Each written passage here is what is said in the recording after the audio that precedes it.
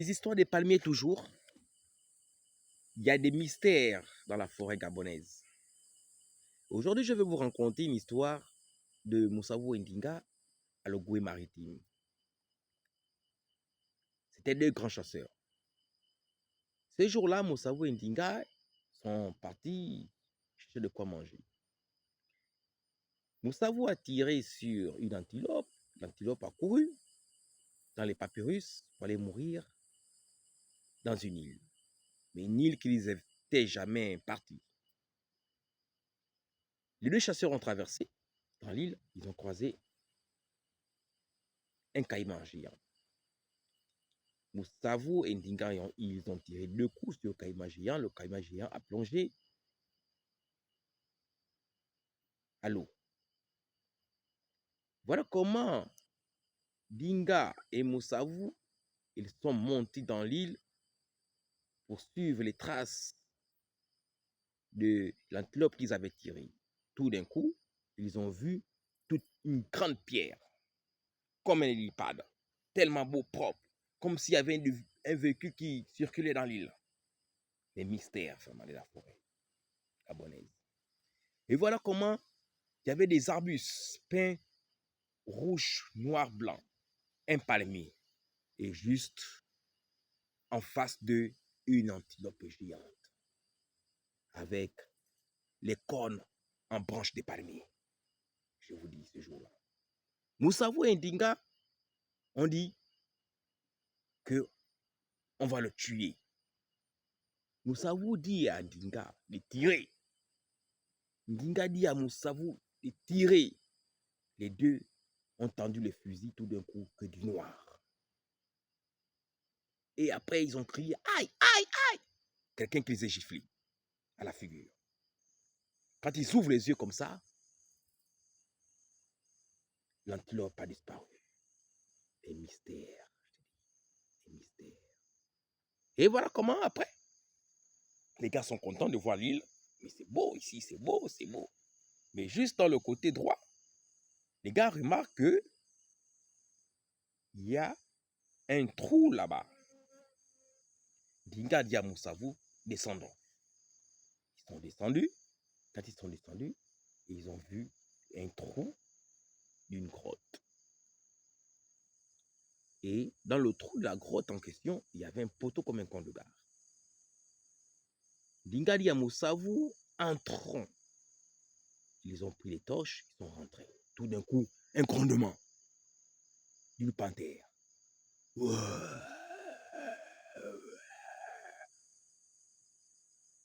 Hey, Moussavou dit à Ndinga que non, retournons, retournons. Et tout d'un coup, la pierre tremblait. Ça bousculait.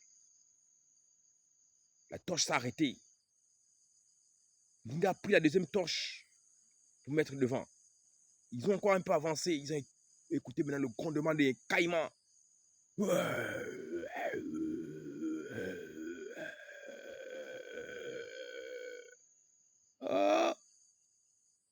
la deuxième torche s'est arrêtée. Voilà comment les deux chasseurs, demi-tour. Les gars sont vite remontés. Maintenant, juste là où ils ont traversé, ils ont vu une petite antilope. Erreur encore. Moussavou et Ndinga, ils ont tiré sur l'antilope. L'antilope mort. Les gars, ils ont mis ça dans le sac. Ils ont traversé pour retourner au village. En marchant, tout d'un coup, perdu en forêt. Il marche comme ça, il marche. Un grand barrage d'éléphants. Ndinga dit à Moussavou que je vais tirer sur le petit. Moussavou dit à Ndinga, non, tire sur le mâle. Ndinga a tiré sur le mâle. L'éléphant chargeait sur Ndinga. Et voilà comment Moussavou est venu tirer sur l'éléphant pour libérer Ndinga. Les gars ont encore marché. Ils ont marché. Tout d'un coup, barrage des sangliers. Les gars, ils ont tiré, les chasseurs ont tiré. Tiré sur les sangliers, même pas un seul mort. Ils ont marché encore, marché. Tout d'un coup, un barrage des Saint-Pangé. Ils ont tiré, aucun mort.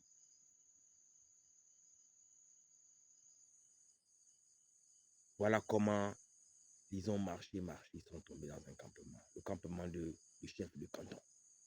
Et ce jour-là, le canton était au campement. Et voilà comment le canton les a expliqué, quand ils ont expliqué normalement au canton que non, là, ce qu'on a vu aujourd'hui, vraiment, on n'a jamais vu ça de notre vie. Ils ont expliqué au canton comment le canton dit non, non, non, non, non, plus jamais, il ne faut plus jamais partir là-bas.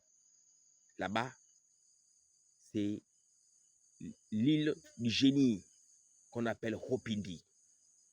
Et ce génie-là est méchant.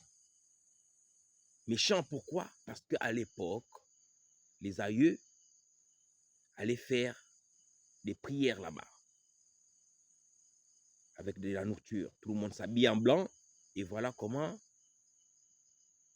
on demandait la viande, le poisson et après, le génie nous donnait tout.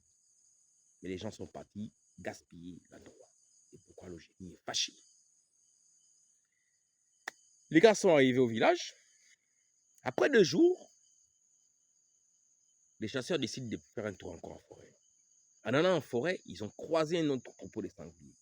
En suivant le troupeau de sangliers les a menés juste où le caïman géant qu'ils avaient tiré est mort.